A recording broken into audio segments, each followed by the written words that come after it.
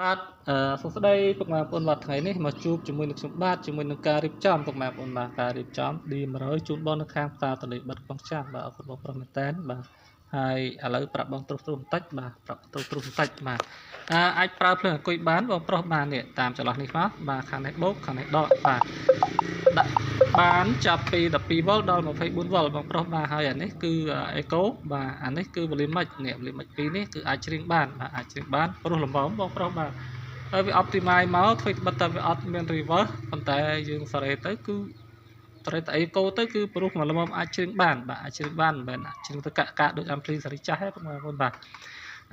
ច្រៀងព្រោះគូសំបាទព្រោះគូសំឲ្យតែយើងច្រៀងព្រោះគឺព្រោះតែម្ដងបាទប៉ុន្តែបើយើងច្រៀងមិនទៅព្រោះក៏វាទៅតាមនឹងដែរបាទតាមនឹងដែរព្រមថាវាអាចច្រៀងបានអញ្ចឹងបងប្អូនបាទអាចច្រៀងបានហើយអានេះគឺដោតទៅភ្លើងរត់បាទ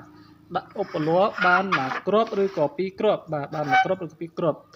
សម្រាប់បាសវ៉ាលីគឺពុកម៉ែបងប្អូនតវេជា3ទៅដាក់ចូលក្នុងស្នាប់នេះបាទតវេជា3មានន័យថាម៉ាស់ជាមួយនឹងភ្លើងគុំគ្នារួចហើយបិទស្គត់ទូស្អាតបាទរួចហើយសល់ម៉ាស់នឹងភ្លើងគឺដាក់មកចូលស្នាប់នេះមកបាទសម្រាប់ឧបល័របាសវ៉ាលីគឺតយក8អូមវាវាយបានមួយស្អាតដោយសារភ្លីនឹងវាខ្លាំងណាពុកម៉ែបងប្អូនបាទអញ្ចឹង8អូមគឺវាយលឺមកល្មមស្រាប់មិនមកល្មមទេចាំខ្លាំងជាងអាភ្លីវាស៊ីនទៀតផងពុកម៉ែបងប្អូនបាទអានេះគឺទៅស្នាប់អេគុយបាទទៅស្នាប់អេគុយចំណែកនេះគឺទៅភ្លើង LED បាទវាមានកុងតាក់បើកនៅខាងនេះបាទនេះកុងតាក់នេះបាទនេះកុងតាក់នេះបាទទូរស័ព្ទអត់ focus ឲ្យនេះកុងតាក់នេះពុកម៉ែបងប្អូនបាទនេះ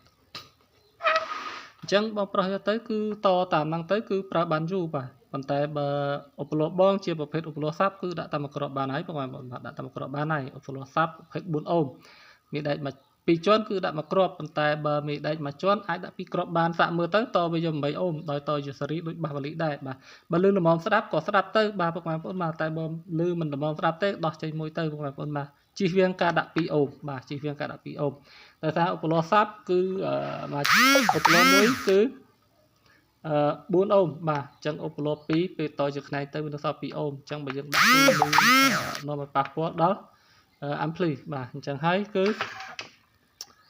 ពុកម៉ែបងប្អូនកុំតយក2អូមអីបាទដោយសារ ampli នេះគឺវា support ចាប់ពី4អូមដល់8អូមមិនអញ្ចឹងទេ50និភ័យបាទ50និភ័យ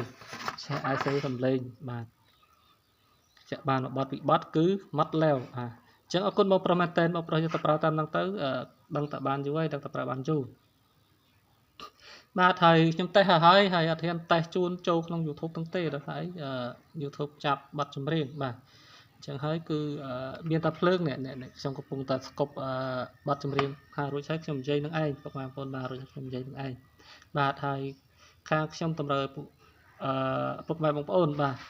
មានតម្រូវចង់ទិញអីបាទគឺអាចផ្ញើលុយមកមុនបាទផ្ញើលុយមកមុនគឺអីវ៉ាន់ពុកម៉ែបងប្អូនបាច់ភ័យទេជាមួយខ្ញុំបាទជាមួយខ្ញុំគឺបាច់ភ័យទេពុកម៉ែបងប្អូនបាទខ្ញុំមិនដឹងយកលុយមកប៉ុណ្ណឹងហើយត្រូវបតិចផ្ដាសាពុកម៉ែបងប្អូនធ្វើអីទេបាទធ្វើអីទេអញ្ចឹងតែផ្ញើលុយមកអីវ៉ាន់ដឹងតែបានទៅជូនផ្ញើទៅបាត់ផ្ញើទៅមួយទៀតពុកម៉ែបងប្អូនកុំភ័យបាទតែមិនដែលបាត់ទេបាទ